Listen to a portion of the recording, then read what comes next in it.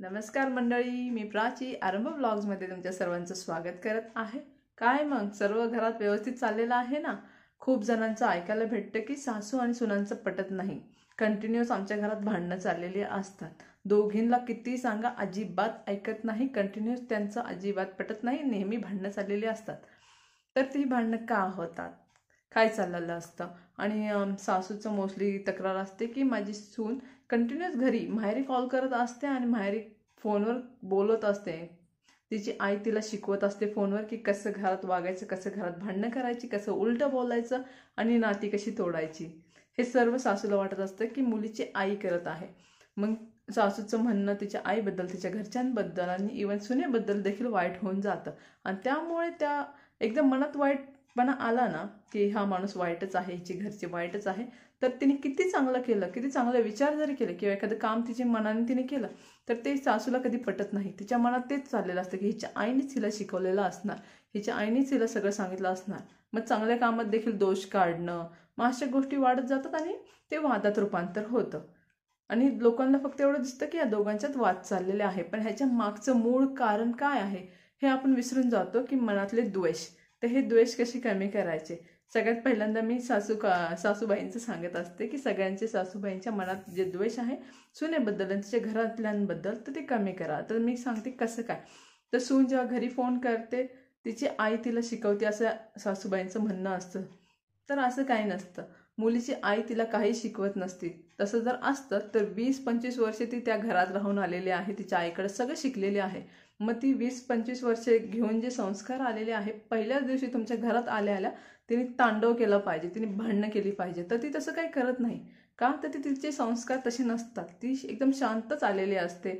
तिला तसं कोणी शिकवलेलं नसतं की घरात गेल्या गेल्या भांडणं करायची आणि घरातनं वेगळं निघायचं। असं कोणतीच आई आपल्या मुलीला शिकवत नाही।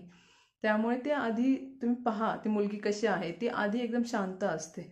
मग कंटिन्युअस तिचे सासरकडचे तिला त्रास देतात, टोमणे मारतात, प्रत्येक तिच्या कामात चांगलं जरी केलं तरी त्यात दोष काढतात, तिला टोचून बोलतात, तू ह्या घरची नाहीस, तू बाहेरची आहे। तिला कधी त्यांचं जर काही डिसिजन्स चालले असतील फॅमिलीचे त्यात तिला घेत नाही, दुय्यम दर्जा दिला जातो प्रत्येक ठिकाणी। मग हे सर्व ती सहन करते, पहिल्यांदा सहन करते, पाहते हे सर्व चाललं काय आहे।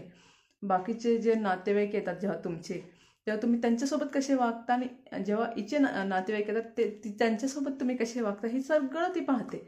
आणि मग काही वर्षानंतर ती सुरू होते, मग ती तुम्हाला उलटं उत्तर द्यायला लागते, मग ती तुम्हाला त्रास द्यायला सुरुवात करते।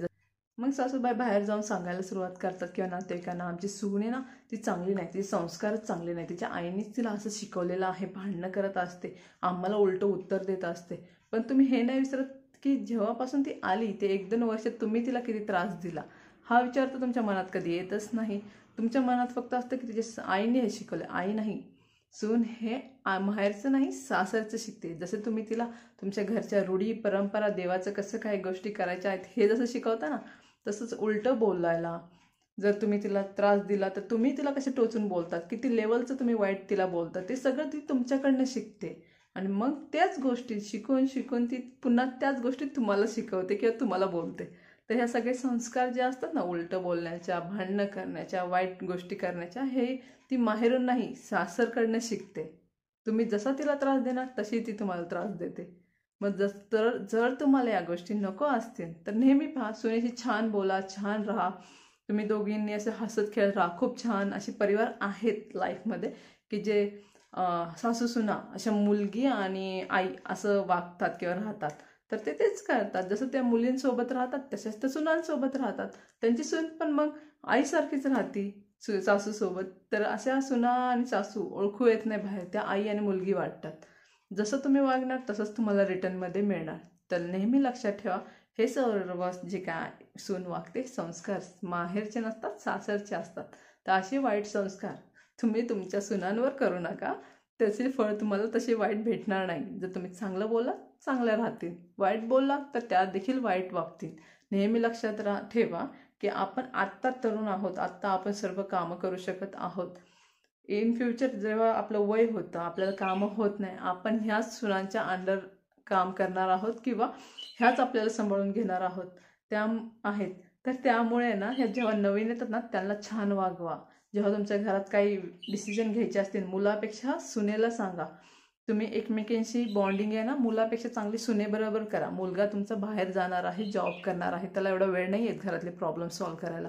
जर तुम्ही सुनेला सांगितले तर ती घर सांभाळणार आहे, ती तुमचे छान डिसिजन ऐकू शकते. प्रॉब्लेम घरात आहे तर तिला पण तेच प्रॉब्लेम फेस करावे लागतात, तर ती जास्त समजू शकते मुलापेक्षा. तर असे तुम्ही एकमेकांशी डिस्कस करा प्रॉब्लेम. तुम्ही पहा तुमच्या दोघींचं बॉन्डिंग खूप छान होईल, वाद होणार नाही. आणि प्रत्येक वेळेस सुनेचं माहेर मध्ये आणायची गरज नाही आहे. ते माहेर कधी मध्ये नसतं. जेव्हा लग्न झालं ना ते जातं, दूर जातं. ते फक्त बिचारी जाती घरी आणि येते तिकडनं, तिथनं काही शिकून येत नाही. तुम्ही जसं वागता तशीच ती वागते, हे नेहमी लक्षात ठेवा. तुमच्या दोघांचं बॉन्डिंग चांगलं करण्यासाठी पहा तुम्ही वाद कधी होणार नाही घरात. तर कसा वाटला आजचा हा व्लॉग नक्की सांगा. अजून काही विषय तुम्हाला वाटत असतील सासू सुनांबद्दल तर मी आणखी सांगेन. आत्ता सध्या सासूबद्दल सांगते, नंतरच्या व्लॉगमध्ये सुनेचं पण सांगेल. असं नाही की फक्त सासूच खराब असते किंवा सासूच वाईट असते, असं काही नाही. सर्व चांगले असतात. सिच्युएशन फक्त खराब असते, मनातले द्वेष थोडेसे असतात, त्यामुळे सर्व होत असतं. तर कसा वाटला आजचा व्लॉग नक्की सांगा. चॅनलला लाईक शेअर आणि सबस्क्राईब करा. पुन्हा भेटू पुढच्या व्हिडिओमध्ये. तोपर्यंत बाय.